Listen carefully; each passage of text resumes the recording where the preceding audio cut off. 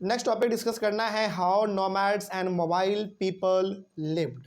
इसमें हम लोग बात करेंगे नोमैड्स के बारे में। नोमैड्स का मतलब बेसिकली होता है वैसे लोग जो अपने जानवरों के साथ वो लगातार एक जगह से दूसरे जगह मूव करते रहते हैं, उस प्रकार के लोगों को हम लोग कहते हैं नोमैड्स।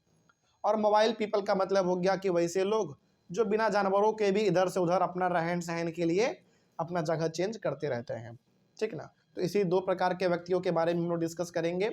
तो पहला हम लोग समझते हैं कि नोमैड का मतलब क्या होता है। People who keep moving from place to place and don't have a fixed place of living.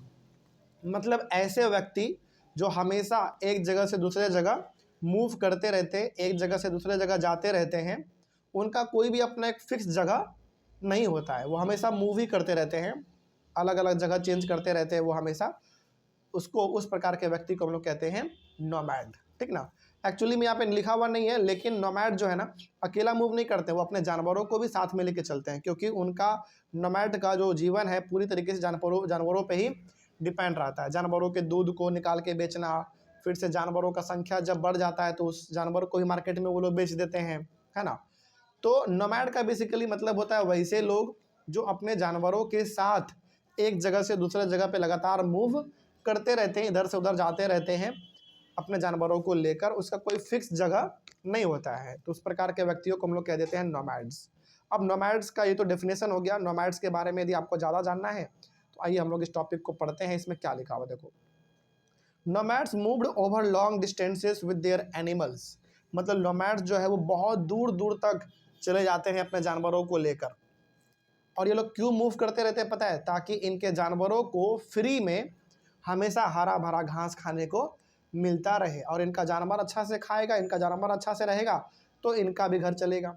जानवर ही ठीक नहीं रहेगा तो इनका घर कैसे चलेगा? दूध कैसे निकालेंगे आप? मार्केट में आप कैसे बेचोगे उसको? आपका जानवर खाता पीता दिखेगा, मोटा ताज़ा दिखेगा, तभी तो उसका मार्केट में दाम ज़्यादा मिलेगा, है कि नहीं। तो नोमैड जो होता है वो अपना तो मूव करता ही है, लेकिन अपने साथ वो जानवरों को भी लेकर इधर से उधर जाते रहते हैं, मूव करते रहते हैं। इसके पीछे मात्र एक ही मुद्दा है कि आखिर वो लोग ऐसा क्यों करते हैं, क्यों इधर उधर भटकते रहते हैं? ताकि उनके जानवरों को अच्छा से अच्छा घास वगैरह मिलता रहे, ठीक ना। They lived on milk and other pastoral products. तो वो लोग जो है जानवरों से जो दूध निकलता है उसी दूध पे वो लोग जिंदा रहते हैं। जिंदा रहने का मतलब हो गया उसी दूध को वो लोग खाते भी हैं, और उसी दूध को वो लोग मार्केट में बेच भी देते हैं और पैसा कमा लेते हैं। और उसके दूध से दही बनता है, चीज़ बनता है, बटर बनता है। मतलब जानवरों के दूध को ही निकाल के बेसिकली इन लोगों का घर परिवार चलता है, ठीक ना। तो नोमैड्स का सिंपल सा मतलब हो गया वैसे लोग जो अपने साथ साथ अपने जानवरों को भी मूव करवाते हैं, इधर से उधर वो लोग अपने जानवरों को लेकर जाते रहते हैं, और उन लोगों का जो पूरा जीवन है वो जानवरों पे ही डिपेंड है। जानवरों के दूध को निकाल के बेचना, जानवरों को ही बेच देना मार्केट में कभी कभार, तो इस प्रकार से उनका जीवन चलता है। They also exchanged wool, ghee etcetera with settled agriculturalist for grain, cloth, utensils and other products. जैसे मान लो, सपोज करो होता क्या है, जैसे मान लो कि ये लोग ना एक गांव से गुजर रहे हैं अपने जानवरों को लेकर, और इन लोगों को खाने के लिए चाहिए अनाज, क्योंकि आप दूध पी के थोड़ी हमेशा रह सकते हैं। तो आप इमेजिन करो कि एक आदमी है जिनके पास 20-25 गाय है, मान लो, ठीक ना। मतलब एक आदमी है जिसके पास 20-25 गाय है, और गाय है तो उसके पास दूध का कोई कमी नहीं है, और ये क्या कर रहे हैं, एक गांव से अपने गाय को लेके गुजर रहे हैं। अब इस व्यक्ति को लग गया भूख, मतलब इसको क्या चाहिए, अनाज चाहिए। तो ये क्या करते हैं, उस गांव के व्यक्ति को बोलते हैं कि भाई हमको अनाज चाहिए खाने के लिए, बदले में हम आपको क्या कर देंगे, गाय का दूध दे देंगे। तो आप मेरे गाय का दूध ले लो और आप हमको अपने घर में जो अनाज रखा हुआ है थोड़ा बहुत, चावल दाल गेहूं वगैरह, वो हमको दे दो। तो इस तरीके से लोग एक्सचेंज करके अपना घर परिवार नहीं बल्कि ये लोग जानवरों के साथ जब मूव करते हैं तो इस तरीके से लोग अपना पालन पोषण कर लेते हैं अपने पेट का, ठीक ना। कभी कभी गांव के लोगों से अनाज मांग लिया, कभी कपड़ा मांग लिया, कभी बर्तन मांग लिया, कभी और भी कुछ चीज़ का ज़रूरत पड़ा तो बदले में ये लोग दूध दे देते हैं, ये लोग दूध दे देते हैं, बदले में उनको वो सामान मिल जाता है। तो इसी तरीके से इनका चलता है। They brought and sold these goods as they moved from one place to another transporting them on their animals, मतलब जो भी इनके पास सामान होता है उस सामान को ये लोग अपने जानवरों के बॉडी के ऊपर लोड कर देते हैं, और जहाँ जहाँ ये लोग जाएंगे वहाँ वहाँ जानवर जाएगा, और जहाँ जहाँ जानवर जाएगा वहाँ वहाँ इनके सारे सामान भी पहुँचते चले जाएंगे। समझ में आ रही है बात? तो जिस गांव में ये लोग रुकते हैं उसी गांव के लोगों से बर्तन मांग लिया, कपड़ा मांग लिया, बदले में ये लोग अपने गाय का दूध निकाल के उसको दे देते हैं। तो इस तरीके से नोमैड लोगों का अपना जीवन चलता रहता है, ये लोग लगातार अपने जानवरों के साथ मूव करते रहते हैं। ठीक है, तो ये हो गया हमारा नोमैड्स के बारे में। अगला है बंजाराज। बंजारा एक वर्ड आपने सुना होगा। बंजारा के बारे में क्या लिखा हुआ देखो। बंजाराज होते कौन है? One of the prominent groups of nomads were probably known as बंजाराज। ये जो बंजारा आप नाम सुन रहे हैं ना, ये बंजारा भी बेसिकली है कौन? नोमैड ही है। मतलब ये बंजारा भी वही लोग हैं जो अपने जानवरों के साथ लगातार इधर से उधर मूव करते रहते हैं। तो नोमैड हो गया वैसे लोग जो अपने जानवरों के साथ मूव करते रहते हैं, और नोमैड का ही एक टाइप हो गया हमारा कौन सा? बंजारा हो गया। तो नोमैड का ही हमारा एक टाइप हो गया बंजारा। ये बंजारा भी नोमैड ही होते हैं, ये भी अपने जानवरों को लेकर इधर से उधर मूव करते रहते हैं। तो बंजारा किसी आदमी का नाम नहीं है, ध्यान रखना, ये ग्रुप ऑफ नोमैड का नाम है।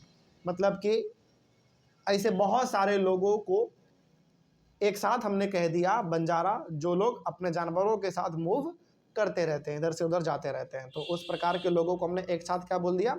बंजारा बोल दिया। और बंजारा भी कौन होते हैं? नोमैड ही होते हैं। मतलब ये लोग भी अपने जानवरों को लेकर ही इधर से उधर जाते रहते हैं। ठीक है, तो वही बात यहाँ पे लिखा हुआ है। अगला, the Banjaras were the most important trader nomads. Banjara जो होते हैं ना, ये ट्रेडर नोमैड होते हैं।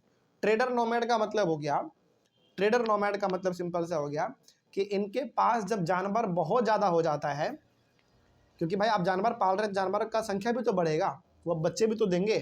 तो जब जानवरों का संख्या बढ़ जाता है तो ये लोग क्या करते हैं? अपने जानवरों को बेच देते हैं, और बेच के बड़ा प्रॉफिट कमा लेते हैं। ठीक ना? तो ये लोग ट्रेडर नोमैड्स होते हैं। अपने जानवरों के दूध को तो बेचते ही हैं, लेकिन जब जानवरों का संख्या बढ़ जाता है, ये लोग उतने बड़े लेवल पे जानवरों को मैनेज नहीं कर पाते हैं, तो जानवरों को ये लोग बेच देते हैं। आगे, their caravan was called Tanda. और ये बंजारा लोग कभी भी अकेले नहीं चलते हैं, ये लोग जब भी मूव करते हैं अपने जानवरों के साथ तो ग्रुप में 20-25 बंजारा होंगे, और एक बंजारा के पास लगभग 40-50 जानवर होते हैं। एक बंजारा के पास, यानी कि एक आदमी के पास 40-50 जानवर है, और मान लो यदि 20 आदमी ही मूव कर रहे हैं और एक आदमी के पास 50 जानवर है, तो आप 50 इंटू 20 कर दो, 1000, लेकिन मतलब 1000 जानवर हो गए। तो ये लोग कभी भी अकेले नहीं चलते, ये लोग हमेशा ग्रुप में चलते हैं। तो इसके कैरावन को, कैरावन का मतलब हो गया, इसके काफिले को क्या कहा जाता है?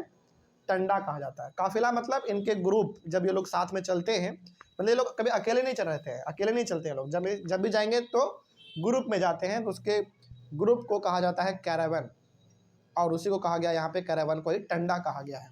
ठीक है, आगे, सुल्तान Alauddin Khilji used the Banjaras to transport grain to the city markets. यहाँ पे सुल्तान अलाउद्दीन खिलजी का बात हो रहा है। ये भी एक मुगल एम्पायर था, मुगल राजा था ये। इस राजा ने भी बंजाराज का इस्तेमाल किया था, बंजाराज से हेल्प लिया था।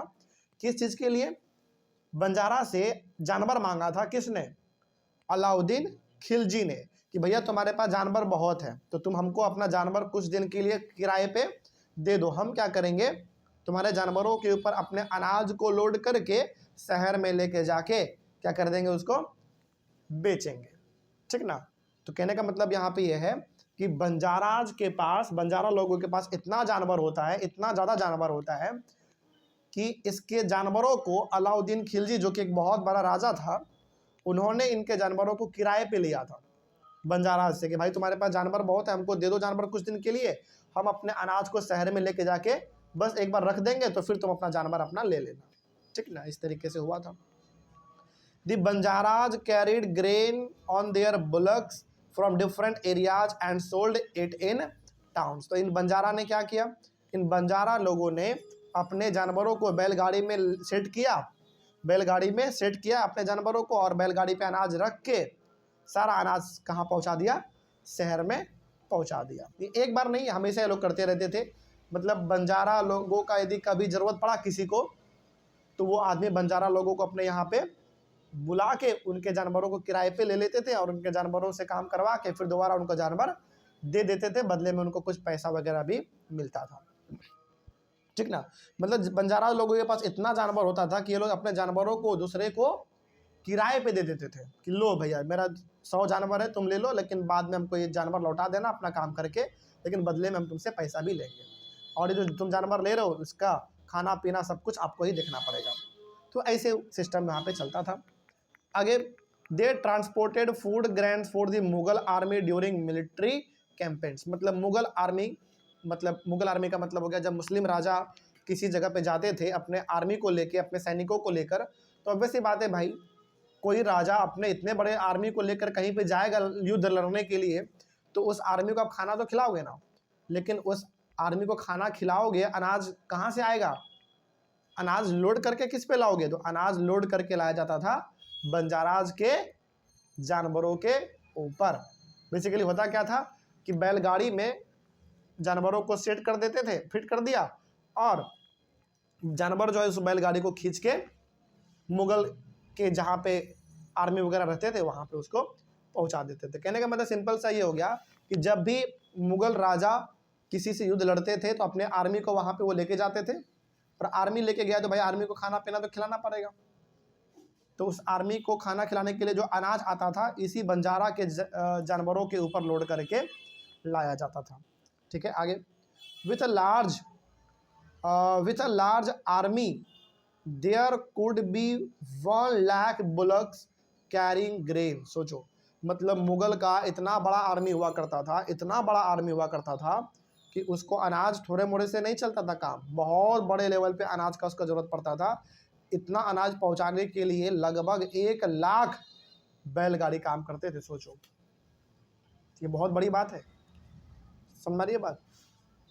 और 1 लाख ब्लॉक्स यहाँ पे लिखा गया है, तो यदि 1 लाख बैलगाड़ी है और एक बैलगाड़ी में कितने बैल होते हैं, 2 बैल होते हैं, यानी कि 2 जानवर होते हैं, तो इसका मतलब हो गया कि 2 लाख जानवरों का इस्तेमाल करेगा कौन, मुगल राजा करेगा अपने आर्मी के लिए, केवल अनाज वहाँ पे पहुँच जाए इसके लिए। सोचो, मतलब सिंपल सा ये हो गया कि मुगल राजा के तौर पे आप किसका नाम ले सकते हैं, अलाउद्दीन खिलजी ले सकते हैं, आप अकबर ले सकते हैं, बाबर, हुमायूं, है ना, ये सब मुगल एम्पायर थे, मुगल राजा थे ये लोग। तो ये लोग जब भी किसी से लड़ाई लड़ते थे तो आर्मी को अनाज खिलाने के लिए ये लोग जानवरों को बैलगाड़ी में सेट करके फिट करके बैलगाड़ी पे अनाज को रखते थे और वहाँ पे जाके अनाज को वहाँ पे पहुँचाते थे जहाँ पे इसके सैनिक रहते थे। तो सोचो, उस समय पे 1 लाख ब्लॉक का इस्तेमाल किया जाता था अनाजों को केवल एक जगह से लेकर उठा के जहाँ पे आर्मी रह रहे हैं वहाँ तक पहुँचाने में। तो बहुत बड़ी बात है ये, और इन सभी को करता कौन था, बंजारा करते थे। कौन करते थे ये सब, बंजारा। मतलब बंजारा के पास इतना जानवर हो सकते हैं और कोई इतना जानवर नहीं पालता था आगे, लेकिन बंजारा के इस प्रकार के जानवरों का इस्तेमाल तो राजा करता था, लेकिन बदले में बंजारा को इसका पेमेंट भी मिलता था, पैसा भी मिलता था, ऐसे फ्री में नहीं। Many pastoral tribes reared and sold animals such as cattle and horses to the prosperous people। मतलब पेस्टोरल ट्राइब्स का मतलब हो गया वैसे आदिवासी लोग जो कि जानवरों को पालते हैं, पोसते हैं। जब जानवर बड़ा हो जाता है तो उसी जानवर मतलब गाय, बैल, भैंस, बकरी, घोड़ा, इस प्रकार के जानवरों को आदिवासी लोग पालते भी हैं। और जब वो बड़ा हो जाता है तो जो बहुत अमीर आदमी है जो कि जानवरों को खरीद सकता है, उसको ये लोग जानवरों बाद में बेच भी देते थे। तो जानवरों को बेचकर भी ये लोग अपना घर परिवार अच्छे तरीके से चलाते थे। तो ये हो गया हमारा टॉपिक कंप्लीट। नेक्स्ट टॉपिक है changing society, new castes and hierarchies. इसको हम लोग बात करते हैं अपने अगले क्लास में। यहाँ तक समझ में आया सबको? चलिए मिलते हैं अगले क्लास में। Thank you very much.